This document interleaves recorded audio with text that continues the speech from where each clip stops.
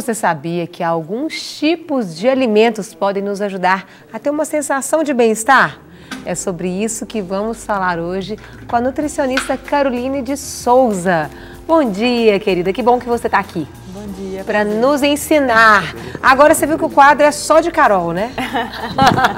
Fica melhor assim. Existem alimentos que nos trazem essa sensação de bem-estar, não é verdade? Só que tem um alimento bom e um ruim. Como é que é isso? Exatamente. Então, Carol, quando a gente busca esse prazer na alimentação, muitas vezes tem a ver com o que tem maior quantidade naquele alimento. Certo. Basicamente, quando a gente tem três elementos envolvidos, que é a gordura, o açúcar ou o sal, isso dá uma sensação de prazer no paladar, né? E quanto mais a gente insiste nesse tipo de alimento, mais dependente eu fico daquela sensação. Correto. Então, às vezes a pessoa tem que acrescentar coisas com gordura ou com açúcar na comida até para conseguir comer, de tão atrofiado, de tão desequilibrado que está esse paladar. Então, basicamente, são esses os grupos de alimentos que geram prazer. Aí a gente tem os refrigerantes. Vamos dividir os que são bons alimentos, porque pelo que a gente estava conversando, existem alimentos saudáveis que nos trazem essa satisfação e às vezes essa dependência, e os alimentos que não são saudáveis, né? Isso. Acho que a gente vamos começar falando dessa diferença, isso, né? Então, e aí você vai especificando aquilo que é saudável e aquilo que não é. Certo. Quando a gente pensa nos alimentos que são saudáveis, certo, a ideia é que, quais são esses alimentos? Os alimentos que melhoram a produção de um hormônio, que a gente chama de serotonina, que dá uma sensação de prazer. Satisfação, alegria. Exatamente. Enfim. Então, se a gente sabe que a serotonina ela é formada a partir de certos nutrientes, se a gente coloca na alimentação esses nutrientes, a serotonina ela vai ser produzida numa quantidade ideal, adequada. Correto, né? Correto. Dentro desse grupo, né, dos nutrientes, a gente tem o magnésio, onde a gente tem as folhas verdes escuras, né, as sementes também são riquíssimas em magnésio. Certo. As vitaminas do complexo B, então a gente tem o farelo de aveia, a quinoa, o amaranto, né? A banana também, que tem uma boa fonte dessas vitaminas do complexo B. Correto. E o principal nutriente envolvido é o triptofano, que é um aminoácido, uma proteína, que a gente destaca bastante o grão de bico, né, que tem bastante... Hoje é muito consumido o grão de bico? Não é muito. Assim, no consultório a gente não vê uma adesão muito grande, mas na hora que a gente reforça, né, eu peço para colocar na alimentação, não é algo difícil, não. Ele substituiria o feijão? Isso, ele é do grupo do feijão. Certo. Então, a gente pode usar o grão de bico tanto na forma de pastas para comer com pão, né, ou mesmo na hora do almoço, né, numa salada, ou ele quente também, não tem problema, né, utilizar da maneira com que for do paladar de cada um. Correto. Mas acrescentar ele na alimentação é interessante. Além disso, também o tão temido chocolate, ele tem Ele está no grupo bom? Está no grupo bom. Olha, que alegria, principalmente para as mulheres, né? Ainda mais naquela época da TPM. Isso. O que acontece na TPM, Carol, é uma baixa da serotonina. Então é normal as mulheres sentirem vontade de comer açúcar, porque o açúcar por si só ele aumenta a serotonina. Certo. Então é comum mesmo essa vontade, é uma grande justificativa para a gente comer, né, o chocolate. sem a consciência ficar pesando tanto, né? Isso. Então, falando do chocolate, o grande benefício dele é o cacau. Né? O cacau que vai ter esse efeito melhorador da serotonina. Além do açúcar também, sim. Mas então é interessante a gente consumir de maneira, pensando de forma saudável, os chocolates que têm uma grande quantidade de cacau. Né? Então, a partir de 50% a gente considera ideal. Mas as pessoas viram para mim, Carol, mas eu não aguento, eu só gosto de chocolate branco, que nem cacau tem. Isso. Vai aos poucos, né? Então começa com chocolate ao leite, depois vai para o meio amargo e depois começa nos amargos. Vai testando, porque o paladar ele é modificado. Então, a gente sofre uma renovação constante das nossas células, inclusive da sensação da língua, né? Onde a gente tem afinidade. As papilas gustativas. Isso, exato. Então a gente vai renovando isso de forma positiva. Não dá para mudar radicalmente, né? Então você pode adaptar o seu paladar. Aquilo que você não gostava, você pode passar a ter prazer. Isso, exatamente. Então, assim, tem gente que fala, você come um prato de salada puro, não é possível, você é de outro mundo, o que você faz? É costume, é hábito, é com o tempo, não é do dia para a noite, né? Certo. E o azeite nessa salada também, o azeite seria algo benéfico? É que é a gordura que dá a sensação de prazer, e é uma gordura que faz bem. Então, ok colocar esse azeite aí, né? E se a gente pensa também aí no grupo dos alimentos que não são bons... Só antes da gente entrar nos não são bons, você estava comentando comigo que o açúcar também pode ser benéfico, né? Sim, isso. A gente pode usar o açúcar sempre em quantidade moderada, né? Certo. Então, porque ele é um produtor natural dessa serotonina. Então, a gente pode usar na forma de mel, o açúcar mascavo, às vezes para colocar em cima de uma fruta, né? Certo. O próprio açúcar branco mesmo, né? O açúcar que a gente utiliza para fazer as preparações ou para adoçar um café, eu te falei sobre o café, né? Isso que às vezes mesmo. insiste em usar o café com adoçante, tentando reduzir caloria, mas com o açúcar você vai até consumir menos o café porque dá uma sensação de tranquilidade, de prazer, né? de foco até.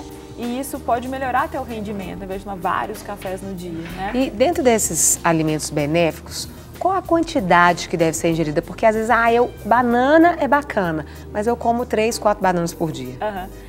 O básico da alimentação, né, Carol? Então, aquela história de comer de 3 em 3 horas, fazer as refeições principais. Eu falo que se a gente for no básico, a gente sempre está acertando. Né? Então, arroz, feijão, carne, salada. Né? Não inventa muita história, né? Comer direitinho ao longo do dia, rico em frutas, a alimentação quanto mais colorida, melhor.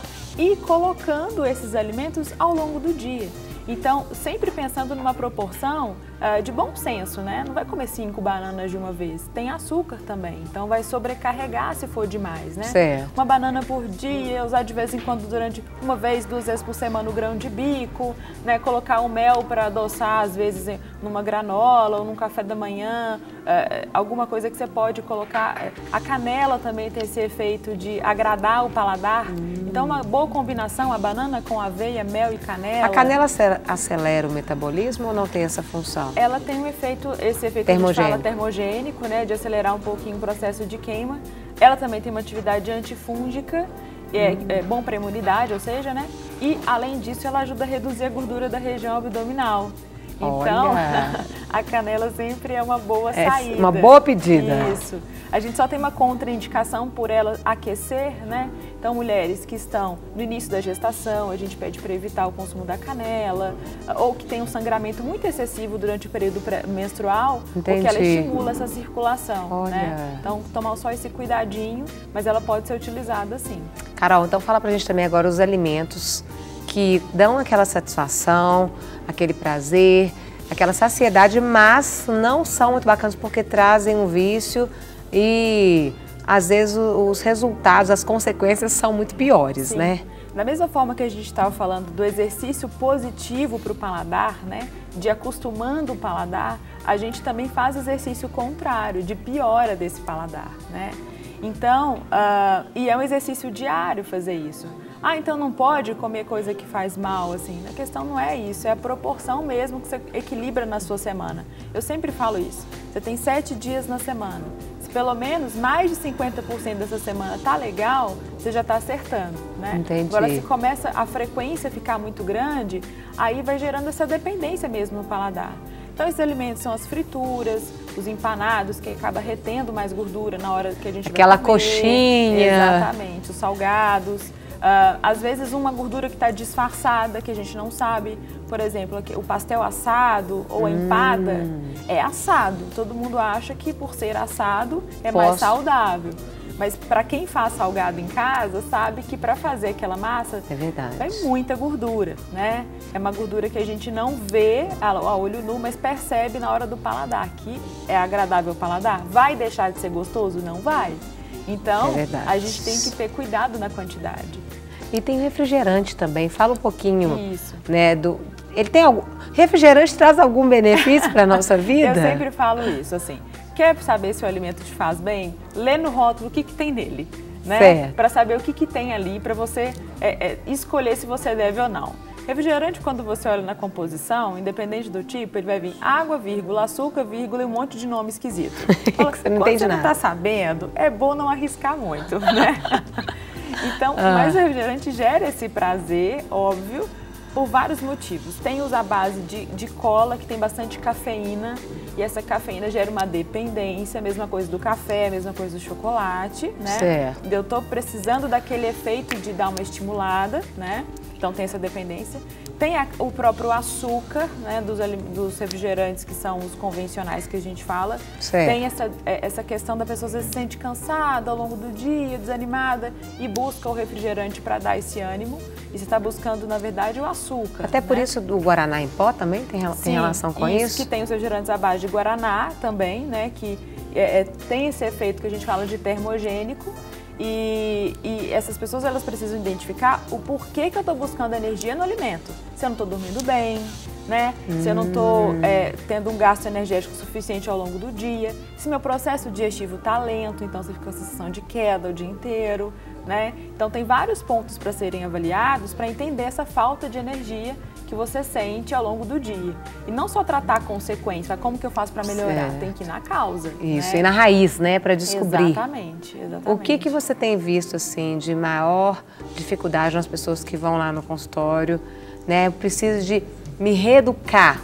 Aonde você tem visto a raiz aí de grandes problemas? As pessoas, no geral, assim, Carol, elas estão com um nível de ansiedade muito grande, né? Então, viver tudo para amanhã. E se.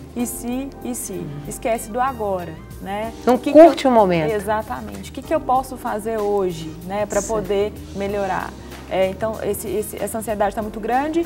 Que, olha só, uma ligação muito, muito interessante. Associada a essa ansiedade, o sono também ele está muito ruim na maioria das pessoas. Verdade. Não está um sono suficiente, não está um sono reparador, né?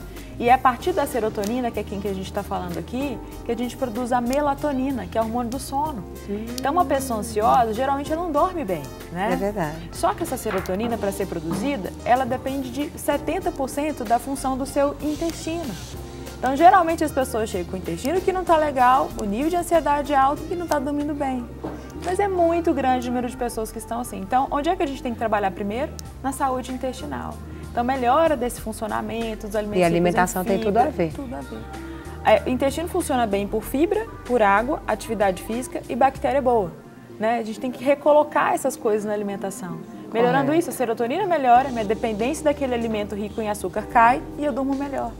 Então, você já está consertando uma via, né? Isso é muito comum hoje, essa falta de energia, esse metabolismo. Por causa do sono, não dorme bem. Então, vira um ciclo, né? É verdade. E aí, você se sente um pouco dependente e não consegue ficar sem esses alimentos. Eu preciso de um chocolate depois do almoço. Não tira, pelo amor de Deus, pede pra mim, né? Não tira, pelo amor de Deus. E às vezes é um prazer momentâneo que não vai resolver as questões. Exatamente. Né? Você não resolveu a questão intestinal, não resolveu outras coisas. Sim. Você só alimentou, ingeriu ali, teve uma satisfação, daqui a pouco a satisfação já passou e não foi na raiz, né, Carol? E a ideia é da gente ir trabalhando na causa, sem tirar aquele alimento que a pessoa tem uma dependência, porque é muito triste, né? Para de comer. Ai, meu Deus, não vou... E agora? Como é que eu vou me aliviar? Então, melhora o chocolate, né? Faz um chocolate melhor.